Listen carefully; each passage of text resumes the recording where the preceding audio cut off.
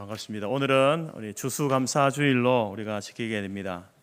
그래서 우리가 찬송도 했고 또 기도 또 그 내용 가운데 있었지만 이날은 이제 하나님이 주신 그 풍성한 결실에 대한 감사, 그것이 이제 이 오늘 추수감사주일의 주된 감사 아니겠습니까? 마땅히 그러해야 합니다. 우리 지난 인생들을 돌아보고 한 해를 돌아보면서 우리 가정과 교회와 이 나라 민족 가운데 주신 풍성한 은혜가 무엇인지를 기억하고 감사해야 하는 것 당연한 사실입니다. 그렇지만 오늘 이 시간 그 감사와 더불어서 우리의 이 감사의 출발은 풍성함이 아니다라는 사실을 말씀드리고 싶습니다. 추수감사절의 성경적 기원은 초막절에 있습니다. 하나님께서 이스라엘 백성들에게 초막절을 기억하여 지키라. 광야에서 이제 애굽에서 나와서 이렇게 가나안 땅, 약속의 땅으로 들어가기 전에 광야에서 초막을 짓고 지내지 않았습니까? 그때를 기억하여 지키라. 그게 초막절이고, 이제 그 초막에서 그들이 광야를 지날 때에 그때 여러분 그 시절에 무슨 그들에게 풍성함이 있었겠습니까? 그럼에도 하나님께서는 초막절을 기억하여 지키라 이렇게 말씀하셨죠. 거기에서부터 추수감사절이 있는 것이고요. 또 교회 역사적으로 볼 때에 이제 이 추수감사절은 바로 영국의 청교도들이 미국으로 갔을 때에 1621년 이제 그의 가을에 첫 추수를 하고 하나님 앞에 이제 감사의 예배를 드렸는데, 그때 거둬들인 그 곡식들이 옥수수, 호박, 감자, 콩, 밀, 보리 이 정도였습니다. 그렇지만 그들이 거둬들인 곡식은 풍성한 곡식이 아니었습니다. 그냥 그들이 생존을 위한 최소한의 양만 결실할 수 있었고, 그 전해 1620년에 이제 겨울을 지나면서 그들이 이제 미국 땅을 밟았던 그 절반 가량의 사람들이 추위와 배고픔 가운데 이렇게 죽게 되어지는, 사망케 되어지는 그러한 일들을 경험하고, 그리고 그 다음에 이제 추수를 해서 하나님 앞에 이제 인디언들과 함께 이렇게 감사의 절기를 지켰죠. 그래서 이 청교도들의 그들의 처음에 추수감사절의 그 감사도 풍성한 결실의 감사가 아니었습니다. 풍성한 열매로 인하여서 드린 감사라기보다도 그럼에도 불구하고의 감사였죠. 많이 거두어서 많이 남겼기 때문에 그것을 가지고 이렇게 감사한 것이 아니라 이 정도라도 수확해 하신 하나님, 또 지금까지 우리로 하여금 살아남게 하신 하나님, 그리고 견디게 하신 하나님께 감사하는 그런 감사가 초막절에서도 또 이제 미국 땅을 밟은 그 청교도들을 향해서 드린 감사, 그 속에서 발견되어지는 것입니다. 그래서 오늘 우리의 감사도 감사할 수 없는 상황이 더 많지만, 그럼에도 감사의 이유를 찾고 드리는 감사, 그 감사가 진정한 감사다라는 사실을 우리는 성경과 교회 역사를 통해서 배우게 되는 것입니다. 그래서 이제 스펄전 목사님은 이런 말을 했죠. 촛불을 보고 감사하면 전등을 주시고, 전등불을 보고 감사하면 달빛을 주시고, 달빛을 보고 감사하면 햇빛을 주시고, 햇빛을 보고 감사하면 촛불도 전등도 달빛도 필요 없는 영원한 천국을 주신다, 이렇게 이야기했습니다.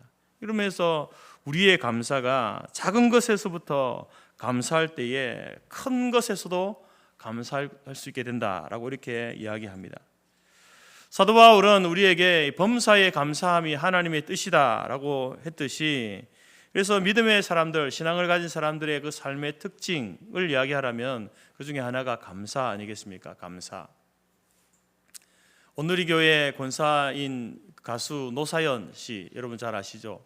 그분의 노래 가운데 바램이라는 노래가 있는데 그 가사 중에 이런 가사가 있습니다. 우리는 늙어가는 것이 아니라 조금씩 익어가는 겁니다. 그 인생의 깊이와 그 성숙함을 노래한 가사인데, 여러분 이 노래는 우리의 외모보다는 사람의 내면을 이제 이렇게 노래한 노래죠. 실제적으로 여러분, 우리의 외모는 시간이 가면요, 나이가 들면 늙어지는 게 당연합니다. 주름이 생기고 또 흰머리가 생기고 허리가 구부정해지고 여러 가지 신체 기능들이 이제 노쇠의 과정을 겪게 되는 게 당연한 것이죠. 그렇지만 이제 우리가 한 살 한 살 나이를 먹어가면 젊을 때보다, 여러분, 그 사람은요 젊을 때보다 더 성숙해져 가는 것이 사실입니다. 그 내면이 그렇다라는 거죠. 그래서 이제 노래 가사처럼 우리의 인격과 우리의 신앙이 시간이 흐르면 흐를수록 익어간다라고 하는 그 가사가 이제 맞는 것 같습니다. 사도 바울도 인생에 대해서 이런 같은 표현을 했습니다. 고린도후서 4장에서 우리 겉사람은 낡아지나 우리의 속사람은 날로 새로워진다. 우리의 겉사람은요 늙어지는 게 사실입니다. 그러나 우리의 속사람은 어떻습니까? 시간이 흐르면 흐를수록 성숙해 되어진다, 날로 새로워진다라고 이렇게 이야기하지 않습니까? 우리의 인격이 성숙해지고 우리의 속사람이 날로 새로워지는, 신앙이 자라고 성숙해 되어지는 그러한 모습의 외면적 현상이 뭐냐? 감사의 생활입니다. 범사에 감사하는 삶을 사는 것이 바로 그 사람의 인격과 신앙이 성숙해 되어진 그러한 외적인 모습이다라는 것이죠. 벼가 익으면 고개를 숙이듯이 사람도 성숙해져 가면서 고개를 숙이게 되어 있습니다. 젊을 때는요, 못하는 것 없이 많은 일들을 우리가 하게 됩니다. 그러면서 그 일들을 하면서 내가 했다라고 이렇게 생각을 하죠. 그렇지만 이제 나이가 들어서 다시 되돌아보면 그때 내가 실수 없이 모든 일을 잘 했다고 생각했지만 되돌아보면 그때 내가 실수가 많았고 허물이 많았구나라는 것을 깨닫게 되고, 그리고 지나온 세월 동안 하나님의 은혜가 아닌 것이 없구나라는 사실을 깨닫게 되는 것이죠. 이처럼 하나님의 은혜를 알고 하나님께 감사를 아는 것이 바로 성숙함의 표현이다라는 것입니다. 저도 최근에 이제 갑자기 심장이 안 좋아지면서 병원을 가게 되었는데, 병원을 가기 전에 두 가지가 궁금했습니다. 왜 내가 심장이 안 좋아졌지? 그리고 어떻게 하면 빨리 치료를 할 수 있을까? 이 두 가지였습니다. 그래서 의사를 통해서 왜 안 좋아졌는지 여러 가지 이유를 이야기하는데, 사실 검사를 다 했지만 의사가 특별하게 이런 이유 때문에 그렇다라고 말하는 것이 없습니다. 그래서 지금도 이유를 모릅니다. 그렇지만 이제 분명한 것은 내 심장이 예전보다 좋지 않다라는 것을 알 뿐이죠. 어느 날 새벽에 이제 이 새벽 설교를 마치고 이렇게 저 자리에 앉아 있는데 이제 이런 생각 저런 생각이 들면서 기도하는 가운데 이런 기도 제목이 나오는 겁니다. 좀 심장이 안 좋아서 이제 설교를 하고, 그때는 설교하면 힘들었거든요. 그래서 앉아가 축 처져서 앉아 있었습니다. 그러면서 이제 갑자기 그런 생각이 드는 거예요. 그래도 내가 50년 이상을 건강한 심장을 가지고 내가 살아왔었구나. 그러면서 이제 하나님, 내가 50년 이상 이 건강한 심장을 가지고 살게 해주신 것 참 감사합니다. 이런 이제 기도가 나오고, 또 하나는 뭐냐면은 이제 물론 원인은 모르지만 그래도 하나님께서 우리 이제 이 의학의 기술이 발달해서 의사와 병원과 또 좋은 약을 통해서 내가 또 이렇게 호전되게 하시니 감사합니다. 이런 기도 제목이 나오고요. 또 기도가 어디까지 가냐면은 이제 만약에 내가 이 심장 아닌 다른 것으로 인하여서 내가 죽음을 맞이한다 해도 나에게 이 천국에 대한 소망, 확신을 주신 것 하나님 참 감사합니다. 이런 기도 제목이 나왔던 적이 있습니다. 그리고 어제 이제 이번 주간에 추수감사주일을 설교를 준비하면서 그때를 생각하면서 한 가지 더 감사한 게 뭐냐면은 심장이 아픈 것을 통해서 이제 심장 아픈 사람들의 그 마음을 조금이라도 내가 이해할 수 있게 된 것에 대해서 이제 하나님 앞에 또 감사하는 시간이 있었습니다. 여러분, 이 감사라고 하는 것은 하나님의 뜻이다라고 분명히 이야기합니다. 크고 작은 일에 감사하는 생활이 바로 성도의 삶의 특징이다라는 것이죠. 그것이 좋은 일이든지 좋지 않은 일이든지 그 일을 통해서 우리가 우리의 삶을 돌아보게 되어질 때에 우리에게는요, 원망과 불평보다는 하나님 앞에 감사한 것이 더 많다라는 것이죠. 오늘 본문의 말씀을 우리가 보게 되어지면 너무나 잘 아는 이야기지만 이러한 우리의 감사 생활에 놀라운 경종을 주는 하나의 사건을 우리가 만나게 됩니다. 예수님 당시에 가장 무서운 병이 무엇인가라고 하면 오늘 본문에 등장하고 있는 이 사람들이 가진 소위 나병, 지금은 이제 한센병이라고 하죠. 옛날에는 문둥병이라고도 이렇게 불렀습니다. 이 나병이었는데 왜 그것이 가장 무서운 병이었냐면은 고치기 힘들었기 때문에 그렇습니다. 그것이 발병하고 걸리게 되면요, 그 당시에는 뭐 지금처럼 이렇게 약이 좋아서 사실 이 한센병이 그렇게 이렇게 뭐 그 병에 다 걸렸다고 해서 다 이렇게 전염을 일으키는 병이 아니거든요. 근데 그 당시에는 고치기 힘들었기 때문에 무서운 병이었고, 또 한 가지는 이 종교적으로 그 병에 걸리면 저 사람은 부정한 자다라는 낙인이 찍혔기 때문에 굉장히 무서운 병이었습니다. 그리고 나병에 걸리면은 그 전염성으로 인해서 그날로부터 이제 가족과 사회와 그리고 예배 공동체로부터 격리되어져서 마을에서 멀리 떨어진 산속이나 아니면 동굴 속에서 홀로 살든지 아니면 그들만의 공동체를 또 이루어서 살게 되었습니다. 그들이 이제 식량을 구걸할 때면은 이제 그 사람들, 건강한 사람들과 대략 50m 이상의 거리를 두고 이 이야기를 큰 소리로 도와달라고, 먹을 것을 달라고 그렇게 이야기해야 했습니다.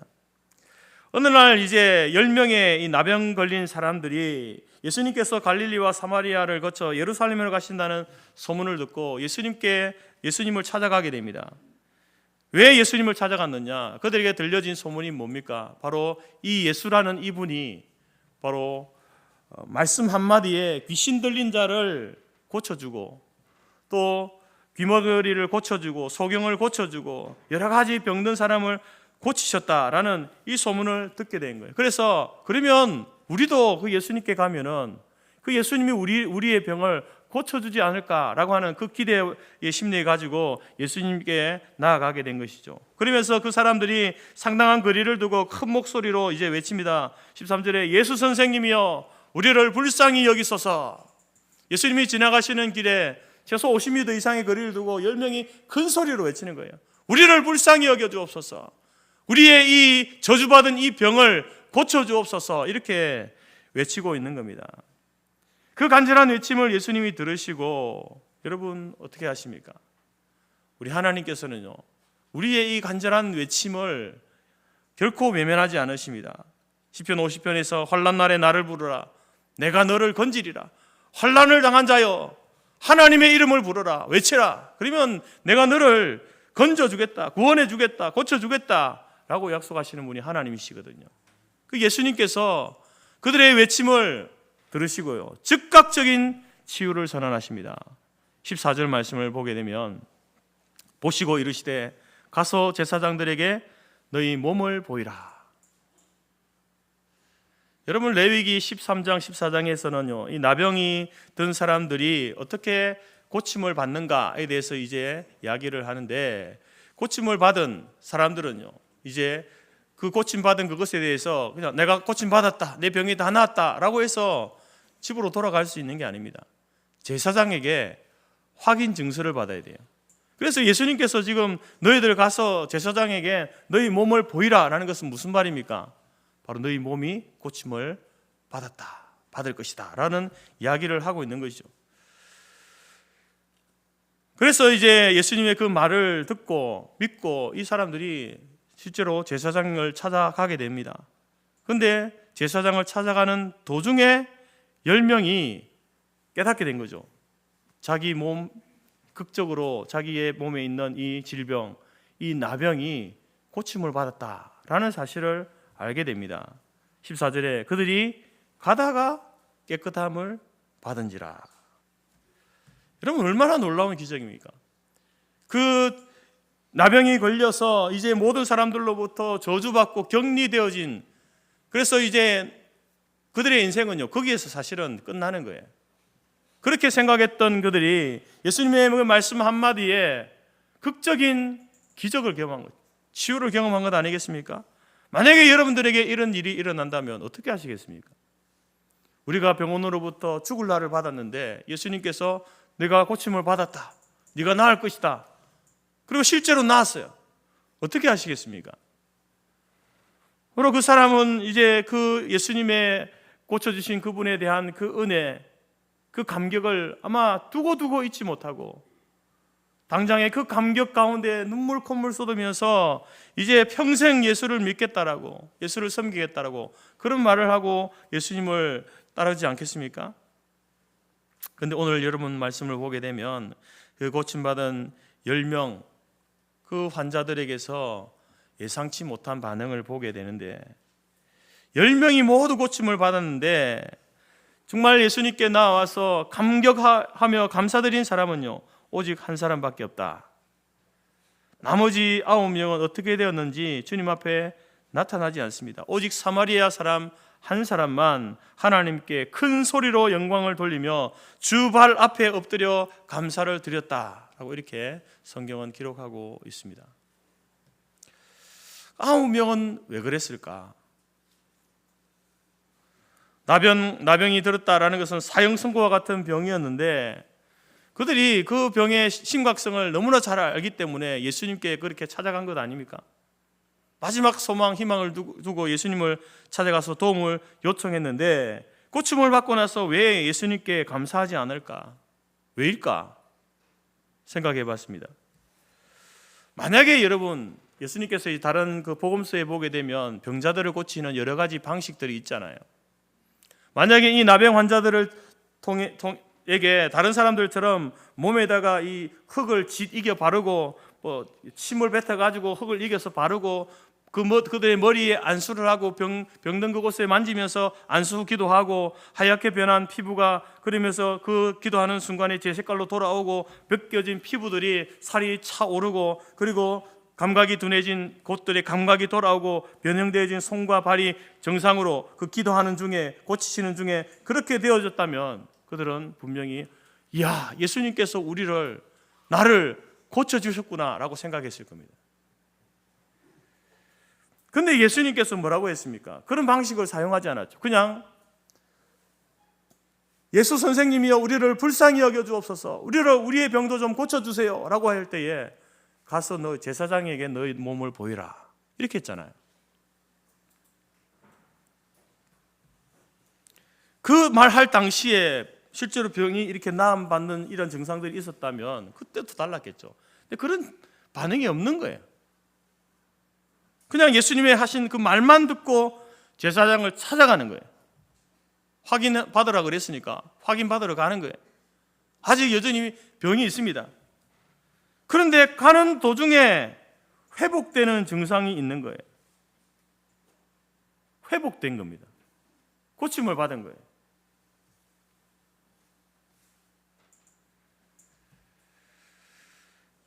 여러분 이 사람들은 가는 도중에 제사장이 가는 도중에 고쳐받았잖아요.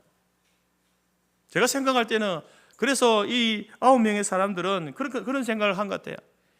야, 내가 그동안 그렇게 많은 고생을 하고 또 우리 가족들을 괴롭히면서 돈을 써서 이렇게 여러 가지 치료의 방법을 했지만 낫지 않았던 이 병이 때가 되니까 나을 때가 되니까 우연히 이 때가 잘 맞아가지고 예수님께 나아가서 도움을 구한 그때가 나을 때인데 그걸 모르고 내가 예수님께 나아가서 도움을 구하다가 이렇게 나았구나. 우연히 그렇게 되었구나. 나을 때가 되었는데 예수님께 나아갔구나. 이런 생각을 한 게 아닌가. 아니면은 자기가 나병이 아닌데 이제 그런 동일한 증상이 있어서 자기가 나병으로 착각하고 있다가 그제서야 나은 것이 아닌가. 이런 생각을 하지 않았을까.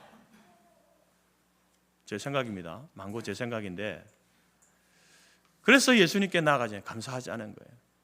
더 중요한 것은 뭐겠습니까? 예수님께서 제사장에게 보이라 했을 때는 병이 그대로 있었잖아요. 가는 도중에 자기가 확신한 게 그들 10명이 이야 우리 병이 나았구나. 그러면 제일 먼저 해야 될 게 뭡니까? 제사장에 가는 게 중요한 거예요. 그들에게는요. 제사장을 찾아가서 그 확인받는 게 더 중요한 거예요. 그 말씀을 해주시고 고치신 그분께 감사하는 것보다 뭐가 더 중요합니까? 자기 병을 나았다는 것을 확인받는 게 더 중요한 거예요.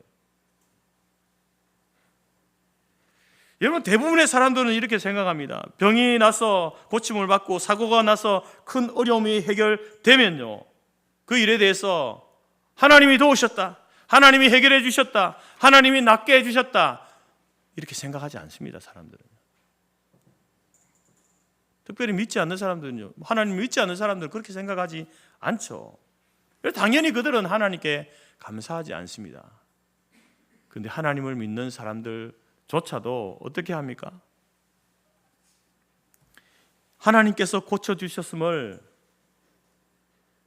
알지만, 인정하지만요, 여러 가지 다른 이유로 감사의 자리로 가지 못하는 거예요. 오늘 이 9사람들이 먼저 제사장에 가야 하는 것이 그들에게는 정말 중요한 일이거든요. 그것 때문에 고쳐주신 그 예수님께 먼저 가서 감사하고 가도 되는데 그렇게 하지 않는다라는 거죠.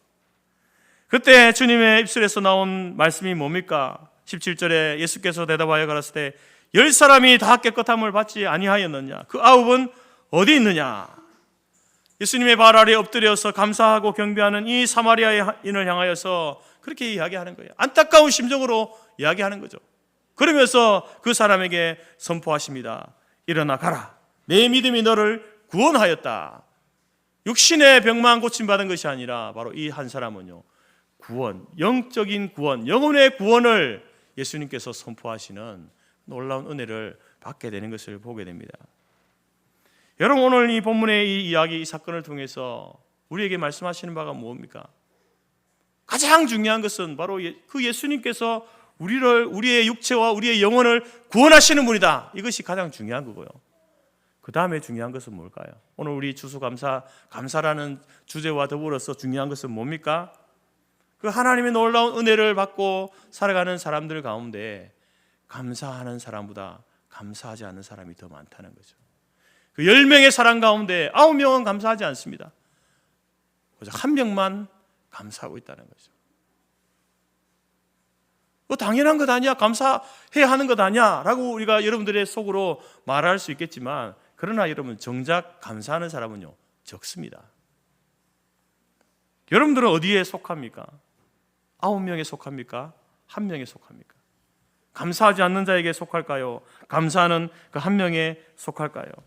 여러분, 오늘 우리가 추수감사절, 이 감사절을 맞이하면서 이 말씀은요, 예수님의 그 안타까운 외침은 우리에게 도전을 주시는 주님의 음성이에요. 너는 내게 받은 그 은혜로 인하여서 감사의 자리에 있었느냐라고 물으시는 거예요.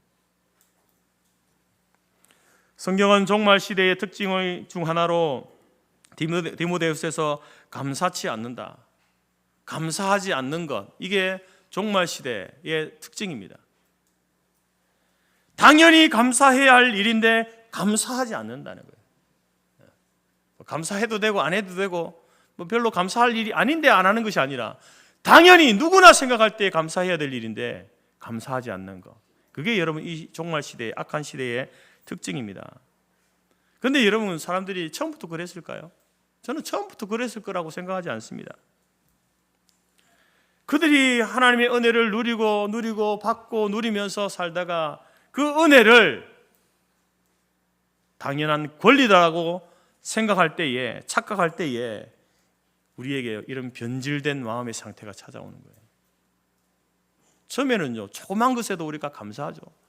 감사합니다. 하나님 앞에, 사람들 앞에 감사합니다, 감사합니다 하던 것이 그 은혜가 계속되어지면 어떻게 됩니까? 당연한 권리라고 생각하는 거예요. 그러면서 내가 당연한 것을 받았고 당신이 당연히 해야 될 일을 나에게 한 것이야 라고 하는 그 변질된 마음의 상태가 되면서 감사하지 않게 된다는 거죠. 저희 교회도 주일마다 이 주차 때문에 골머리를 앓지 않습니까? 교회마다 다 그렇습니다. 큰 교회든지 작은 교회든지 주차 공간보다는 성도의 차량 수가 많기 때문에 주차가 여전히 교회의 숙제 중에 하나죠. 마산에 있을 때도 마산교회도 마찬가지였습니다. 그렇지만 그래도 저희 교회보다는 그곳에 땅도 넓고 주차할 공간들이 많았죠.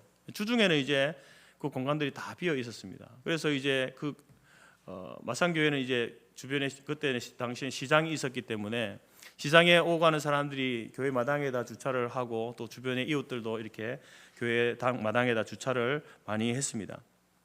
그런데 어느 때부터인가 교회 마당에 하루 종일 자기 차를 주차하는 한 여성분이 있었습니다. 하루 종일요. 잠시 잠깐이 아니고요. 그러면은 이제 보통 여러분들이 뭐 다른 곳에 가서 이렇게 주차하게 되어지면 이제 뭐 사람이 없으면 어쩔 수 없이 주차하고 가지만 그곳에 사람을 만나게 되면 어떤 표정을 씁니까? 내가 좀 미안한 마음과 또 감사한 마음을 여러분들이 표현하지 않습니까? 제가 이러저러 해서 뭐 시장에 와서 좀 일을 볼 일이 있어서 잠시 좀 이렇게 여기 마당에다가 주차하겠습니다. 예, 그렇게 하세요. 감사합니다. 또 끝나고 갈 때도 뭐 사람이 없으면 그냥 갈 수 있지만 사람이 보이면 어떡합니까? 주차해서 너무 감사했습니다. 이렇게 하는 게 당연하잖아요. 근데 이분은요, 그런 게 없는 거예요. 사람이 있어도요, 당당하게 주차하고 하는 거예요. 그리고 주차를 하루 종일 하고 나중에 해걸음이 되어가지고 차 뺄 때도 사람이 있으면 가지만 저희들 교육자들이나 이렇게 관리하시는 분이 있어도 아무 말 하지 않고 당당하게 가는 거예요.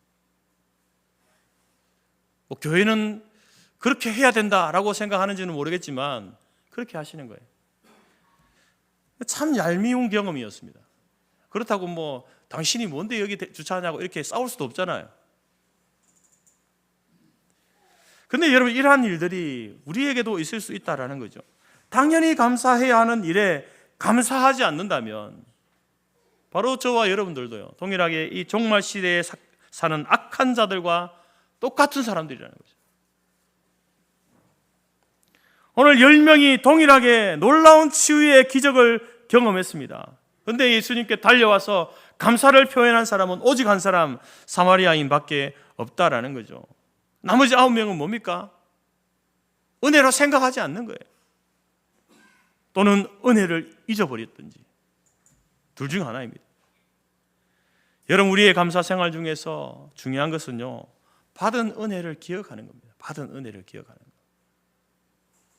자녀들은 부모님께 받은 은혜를 기억해야 돼요. 부부간에도요, 서로가 서로에게 받은 은혜가 무엇인지를 기억해야 됩니다. 어느 한쪽만 은혜를 베푼 게 아니거든요.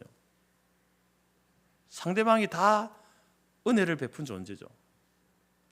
제자들은 선생님에게 받은 은혜를 기억해야 하고, 우리 성도들은 하나님께 받은 구원의 은혜와 여러 가지 은혜와 그리고 성도들 간에 그렇게 주고받은 은혜를 기억해야 되는 거죠. 받은 은혜를 기억할 때에 그 자녀가요, 효자가 되는 거예요. 기억하지 않으면 어떻습니까? 불효막심한 놈이 되는 겁니다. 부부간에 받은 은혜를 서로 기억하면 좋은 남편, 좋은 아내가 될 수 있지만 잊으면 못된 남편, 못된 아내가 되는 것이죠. 하나님과의 관계에서도 은혜를 기억하는 성도가 좋은 성도이고 성숙한 성도가 되는 것입니다. 그렇지 않으면 나쁜 성도, 교만한 성도가 된다라는 것입니다. 그래서 다윗은 시편 103편에서 내 영혼아 여호와를 송축하며 그의 모든 은택을 잊지 말지어다. 하나님으로부터 받은 은혜를 잊지 말아라, 이렇게 이야기하잖아요. 그러면서 그 이하 103절에서 하나님께서 받은 은혜들을 쭉 나열합니다. 그가 내 모든 죄악을 사하시고 내 모든 병을 고치시며 내 생명을 파멸해서 속량하시고 인자와 긍휼로 관을 씌우시며 좋은 것으로 내 소원을 만족하게 하사 내 청춘으로 독수리같이 새롭게 하시는도다. 그 하나님의 은혜를, 은택을 잊지 말아라. 사람은 여러분, 시간이 흐르면, 세월이 흐르면 잊어버리는 습관이 있지 않습니까? 그래서 출애굽의 지도자 모세도 그가 세상을 마지막 자기 죽음을 앞두고 떠나면서 가장 염려했던 것이 뭐겠습니까? 다른 것이 아니었습니다. 이 백성이 하나님의 은혜를 잊으면 어떡할까? 이게 모세의 근심이었습니다. 그래서 그의 유언적인 설교인 신명기 말씀을 통해서 계속해서 반복하는 것이 무엇인가? 제발 하나님의 은혜를 잊지 말아라. 이스라엘 백성들이여, 하나님의 은혜를 잊지 마시기 바랍니다. 내가 두렵건대 너희들 배가 따뜻해질 때에, 네 소유가 풍부해질 때에 네가 교만하여서 내 힘으로 모든 재물을 얻었다 할까 하며 그 베푸신 온갖 은혜를 잊지 말지니라. 이게 여러분 모세의 유언의 핵심이에요. 그리고 하나님께서도 이스라엘 백성들에게 모세를 통해서 절기들을 계속해서 지키게 하시지 않습니까? 왜 절기를 지키라고 합니까? 오늘 여러분 우리가 추수감사절을 왜 지킵니까? 성탄절, 부활절 이런 절기를 왜 지키나요? 왜 기억하고 그날을 특별히 오늘은 부활절입니다, 오늘은 성탄절입니다, 오늘은 추수감사절입니다, 왜 이렇게 합니까? 기억하기 위해서 그래요.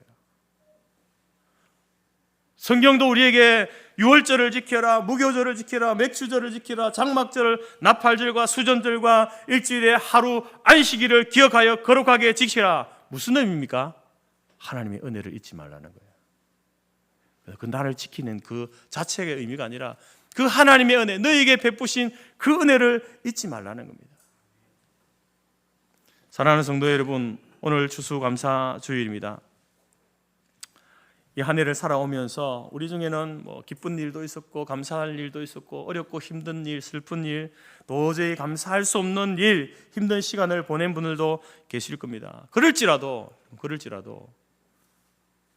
우리의 감사는 풍성함, 충분함에 있지 않습니다. 그럴지라도 나 같은 죄인 살리신 그 하나님의 은혜로부터 시작하는 거예요. 그럼에도 불구하고 비록 내가 하나님 앞에 드릴 것 많지 않고 적지만 그럼에도 불구하고 살게 하시고 고쳐주시고 수확해 하시고 견디게 하신 하나님 감사합니다. 그런 감사가 오늘 저와 여러분의 감사가 되기를 간절히 바랍니다. 그래서 예수님께서 그 아홉은 어디 있느냐? 여러분들이 그 아홉에 속한 자가 아니라 그 한 사람, 예수님의 은혜를 기억하고 자기 병을 고쳐주신 그분이 예수님이시구나 라는 사실을 기억하고 제사장에 가다가 다시 돌아와서 주님 앞에 무릎 꿇고 발 아래 감사하였던 그 감사의 사람, 그 성숙한 사람, 환경을 초월하여서 범사에 감사하는 성숙한 하나님의 사람으로 살아가는 우리 교회와 모든 성도들이 될 수 있기를 주님의 이름으로 축복합니다. 기도하겠습니다. 하나님 감사합니다.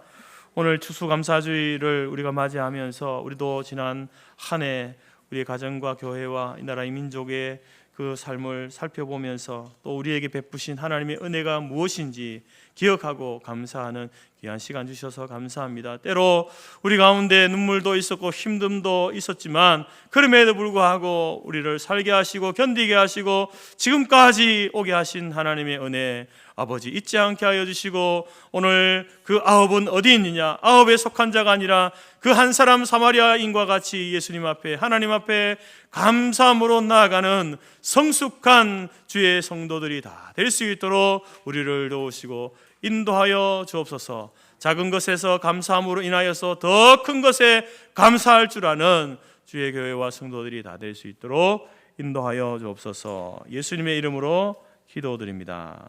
아멘.